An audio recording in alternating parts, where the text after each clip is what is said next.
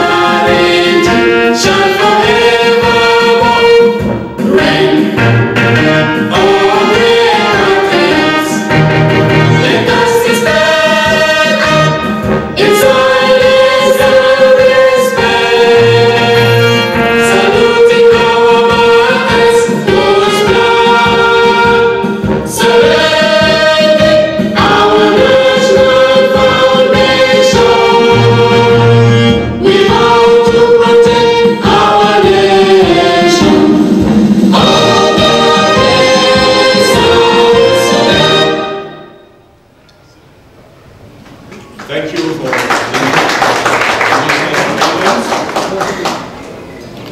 for Your Excellencies, Honorable Ministers and government officials, distinguished members of the diplomatic community, distinguished guests, ladies and gentlemen, on behalf of myself and colleagues in the Republic of South Sudan Embassy in Asmara, I would like to thank you and warmly welcome you all to this venue to share and celebrate with us this very important historical occasion. That is the second anniversary of National Day of the Republic of South Sudan. Allow me also to thank the government and people of the state of Eritrea, the IGAD, the African Union, the European Union, the UN, and the international community for their exceptional support and coordination and cooperation they rendered for the people of South Sudan to become a recognized nation and a member of African Union and United Nations. The government and people of the Republic of South Sudan are deeply grateful for the generous and tireless effort made by friends, neighbors, the international community, and their distinguished leadership to allow the Republic of South Sudan to celebrate its second National Day or National Anniversary successfully. The new Republic of South Sudan is a peace-loving nation, as it has always promised to honor its slogan. The slogan runs as follows: no for war, yes for peace, through constructive negotiation. The new Republic, the Republic of South Sudan, shall work hard to contribute to ensure that peace and stability prevail in its immediate neighbors, the African Union member states, and the world. The Republic of South Sudan has already made its choices clear. The choice of peace for Africa, choice of peace with neighbors, choice of respecting each other's state sovereignty, territorial integrity, and engaging in common pursuit of sustainable development in accordance with international law. These great tasks will not be achieved or realized without your support, Your Excellencies. Concluding my welcoming remarks, I would like to call upon His Excellency Philip Jada Natana, Ambassador of the Republic of South Sudan for the state of Eritrea, to the platform to deliver his speech on this important historical event. Ambassador, you are welcome.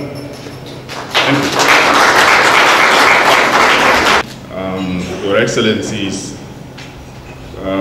leaders of the government of Eritrea, Your Excellencies, heads of various departments in the Ministry of Foreign Affairs, Your Excellencies, heads of missions and members of the diplomatic corps, invited guests, comrades, ladies and gentlemen.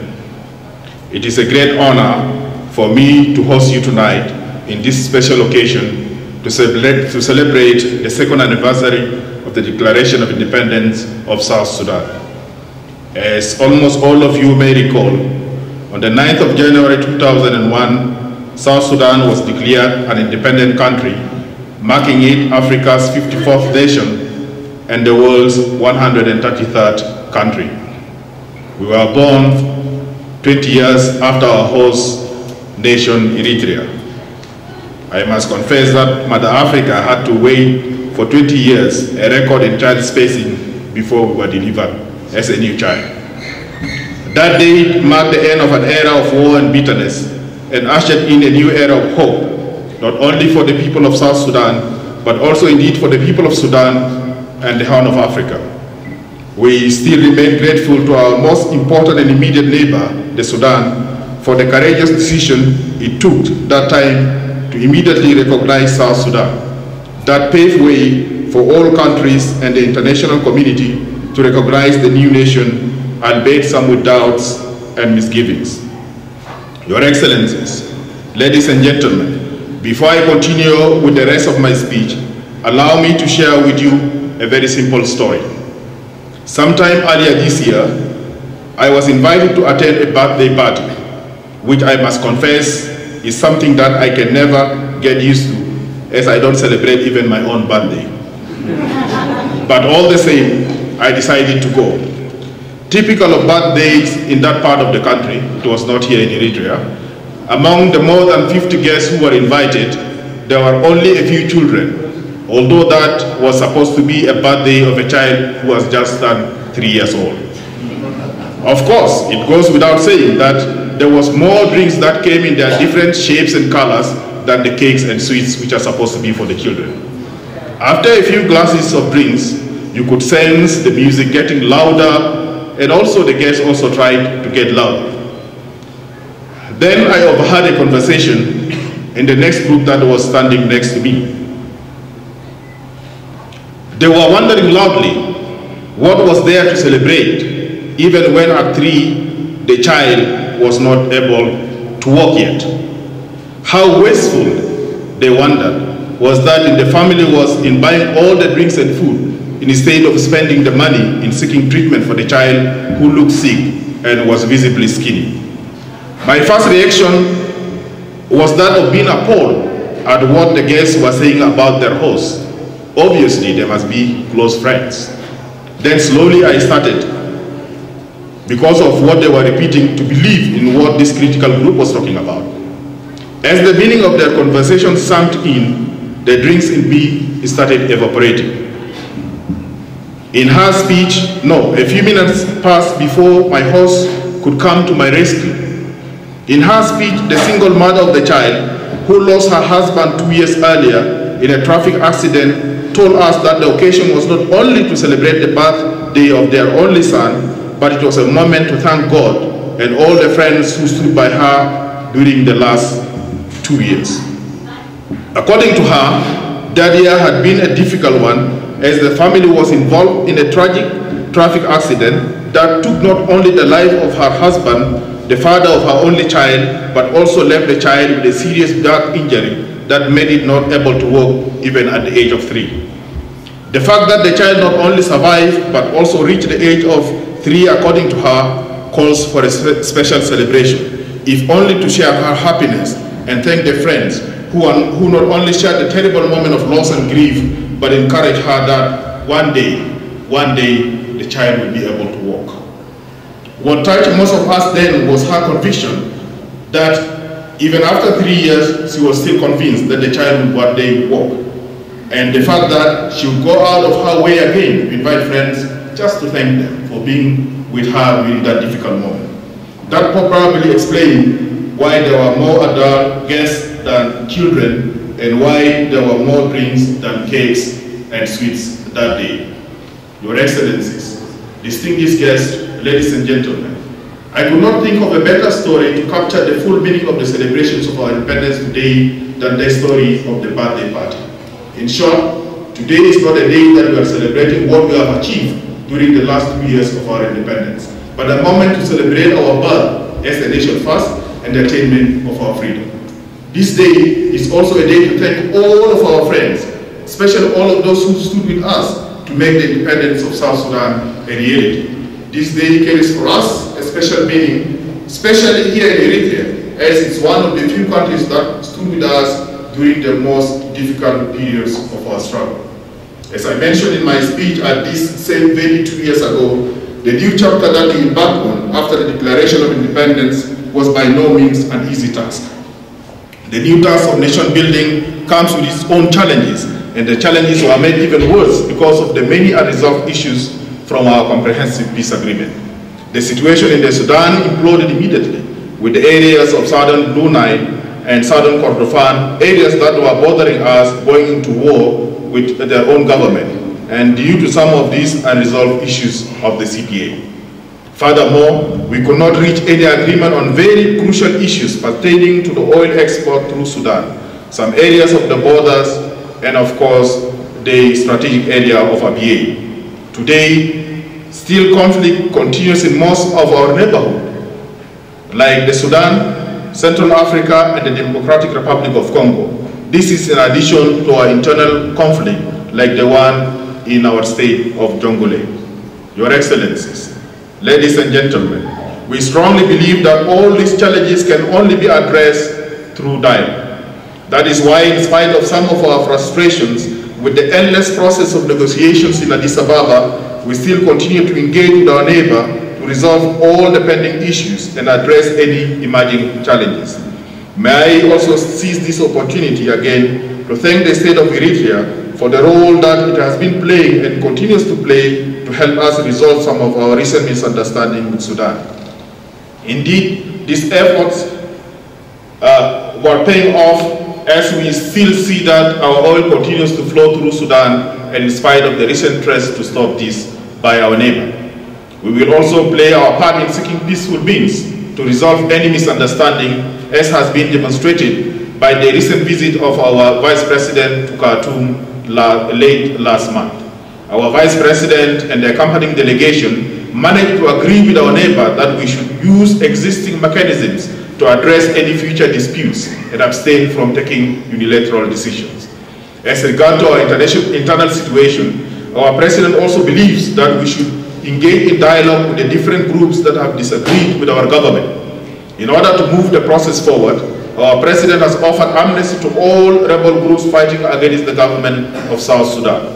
This offer has so far been taken by two of the rebel groups. The group of Babin Montril and Johnson Olwinch returned with more than 6,000 men. Our President also continues to offer the same amnesty to hold out groups like that of David Yaoyao in Jungule. In addition to this, our country has also embarked on the process of reconciliation and national healing. We strongly believe that this is the only way to guarantee lasting peace, as we have just emerged from a long history of war and bitterness. Again, I ask all countries and the international community to support this effort in the interest of peace for the whole region. Distinguished guests, ladies and gentlemen, our dream as the Republic of Southern Sudan is not only to see our country prosper and live in peace with itself, but also with all the neighbors and the region. Our people in Africa have suffered for too long, and this suffering must end not today, but now. We believe that with peace, we will be able to embark on development and be able to trade with countries within and beyond our neighborhood. The abundant resources that we have in South Sudan, as mentioned in our national anthem, should be used for the benefit of us all. These resources should be used in making the quality of life better for our citizens. We should now be focusing our program to offer basic services like health, education, and clean drinking water to our people. Our energy and resources should be spent in fighting poverty and disease, not in taking the lives of more innocent people. We believe that our region in the Horn of Africa offers abundant opportunities for trade and investment for our citizens. Today, I am happy to confess that one of the biggest communities that have come to invest in South Sudan is from Eritrea, and they will always be welcome to continue with their investment. We strongly believe that our destiny is there, and that we should make it possible for our people in the region to benefit from each other in terms of trade and other possibilities. Distinguished guests, ladies and gentlemen, may I end by asking all of you to join me in celebrating the independence of our young nation, believing that although we are not able to run as fast as all of our neighbors, we think we will soon not only be able to walk, but also run and maybe outrun some of these countries. To this, may I propose a toast. Thank you all for sharing this occasion with us.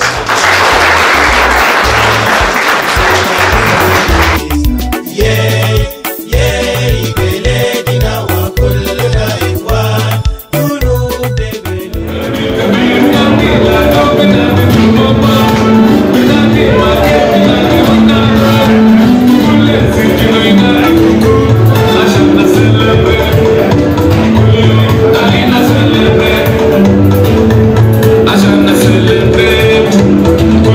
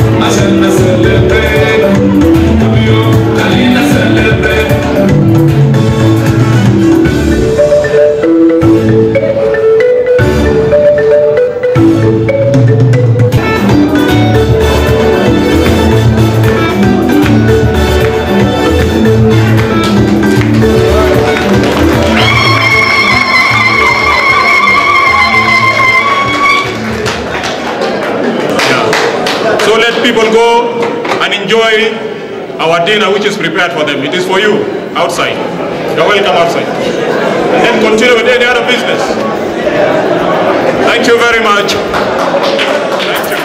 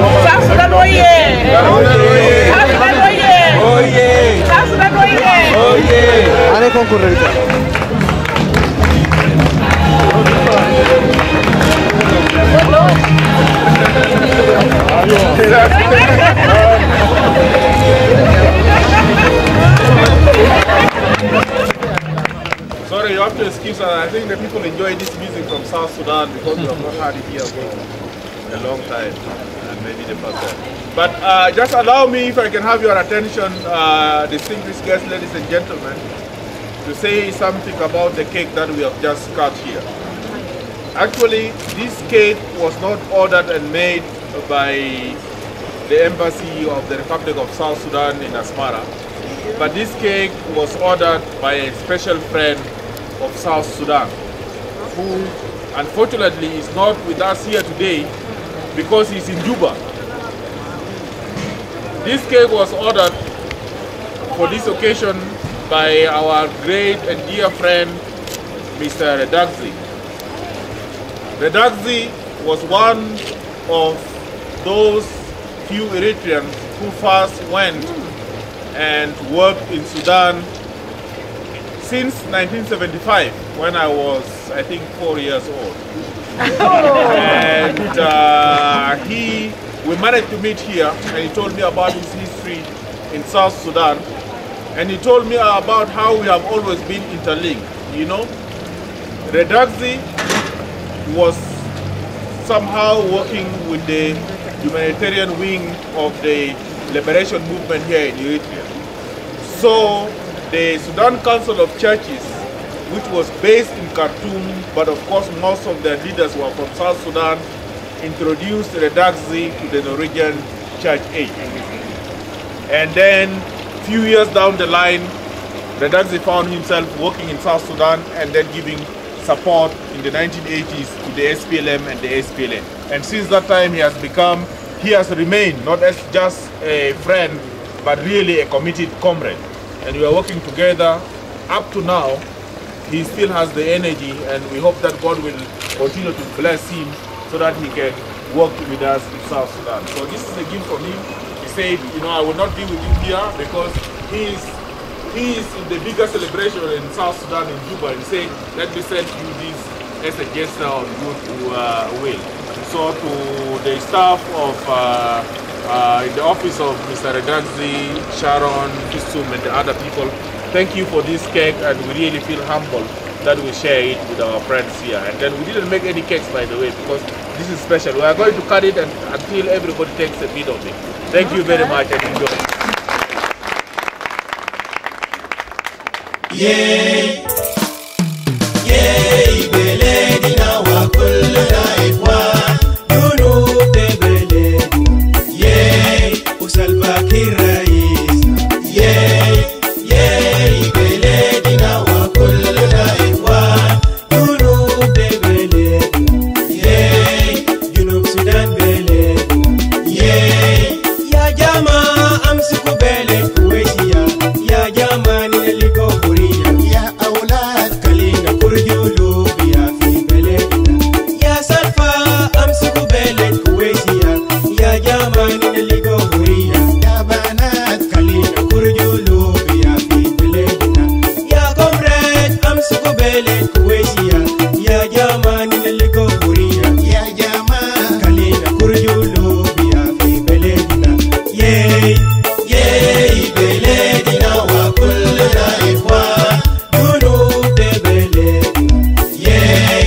Salva Kiir Raisna. Yay, yay, beledina wa kulluna ifwan, junub de beledina. Yay, junub Sudan beledina. Yay.